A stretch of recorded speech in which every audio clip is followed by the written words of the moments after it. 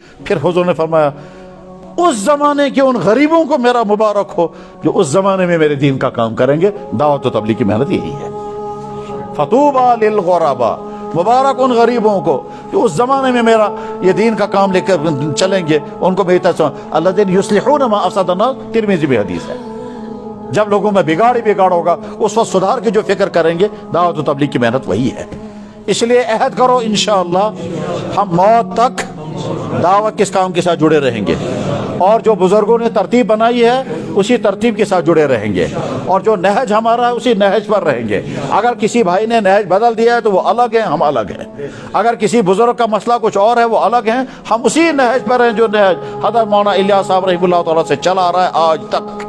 اسی نہج پر اطمینان کے ساتھ، انشراح کے ساتھ، بغیر کسی تردد کے کام کرتے رہیں. مگر اصل میں جتنے پرانے ہیں اتنی قربانیاں دیں، اور جتنے نئے بھائی ہیں وہ سمجھے اچھی طرح سے بھائیوں، نہ یہ کوئی پارٹی ہے، نہ یہ کوئی مسلک ہے، نہ یہ کوئی غلط راستے کی دعوت ہے، نہ کوئی تنظیم ہے.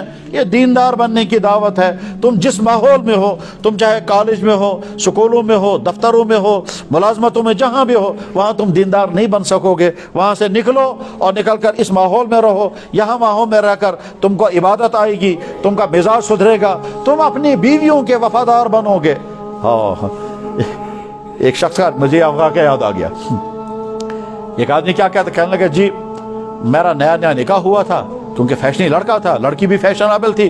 لڑکی کو شک ہو گیا کہ میرے شوہر کے تعلقات کچھ غلط بھی چل رہے ہیں. تو شک ہو گیا میرے شوہر کے تعلقات کچھ غلط چل رہے ہیں، اس لیے بیوی شوہر سے کہتی ہے اے سنیر تو تبلیغ اس پاس، سنیر تو تبلیغ خدا. شوہر کہتا ہے نہیں نہیں، وہ کہتے تم تبلیغ میں جاؤ، تم سدھرو گے، تمہارے تعلقات کچھ غلط چل رہے ہیں. بیوی نے کہا میں سونا بیچوں گے مگر تم جاؤ. جب زیادہ ہی اس نے اصرار کیا تو شوہر نے کہا چلو اب جاؤں گا. چاہتا تو نہیں تھا لیکن بیوی نے اصرار کیا. ادھر سے نئی نئی بیوی آئی تھی تو اس وقت مجبوری ہوتا ہے آدمی بات ماننے کے لیے، نکل گیا تبلیغ میں. اب 3 دن کے بعد جب اس میں تبدیلی آ گئی، اب نظارہ میں خدا میں کیا کیا گناہ کر میں. اب جب سارا نظارہ سمجھ میں آ گیا تو بس اس نے بیوی کو کہا میں تو آیا تھا وہاں سے 3 دن، مگر اگر تم چاہو تو میں یہاں سے 40 دن کے لیے نکل جاؤں گا. بیوی نے کہا اچھی طرح سے جاؤ، اسی سے تم سدھر جاؤ گے. ٹھیک ہے. اس نے جب 40 دن لگائے، 40 دن لگانے کے بعد اس نے بیوی کو فون کیا، کہنے لگا میں بہت کچھ دین سیکھ رہا ہوں، اگر تم آمادہ ہو جاؤ تو میں یہیں سے 4 مہینے کے لیے نکل جاؤں گا. بیوی نے کہا بالکل اچھا ہے، میں تو چاہتی ہوں تو سدھر جائے گا کیونکہ تیرے اندر، اور میں ابھی اور کڑے بیچ کر کے پیسے بھیجوں گا، پیسوں کی فکر مت کرنا، مگر تو سدھر. اب جب 4 مہینے کے بعد واپس آیا، سر پر امامہ، جسم پر کرتا، داڑھی سفید. بیوی کہتے دبن ہے سے کیا واقعہ بنے تھے، یہ تم کیا بن کر کے آ گئے؟ کہنے لگا کیوں؟ کہنے لگا میں یہ تو چاہتی تھی تم سدھر جاؤ مگر اتنا زیادہ بھی نہیں. کیا مطلب اس کا؟ یعنی بے شوہر نے کہا سدھرنا چھوڑ دو، یہ ٹی وی نکالو پہلے. کہنے لگا اچھا اور؟ کہنے لگا وہ جو سیکنڈ ٹائٹن تیرے پاس ہیں وہ بھی نکال. کہنے لگا اچھا اور؟ کہا وہ جو فیشن کی چیزیں ہیں وہ بھی سب باہر نکال. کہتا ہے وہ لپسٹک کے ڈبے کہاں ہیں، پھینکو باہر ان کو. انہوں نے کہا بھائی دین یہی ہے.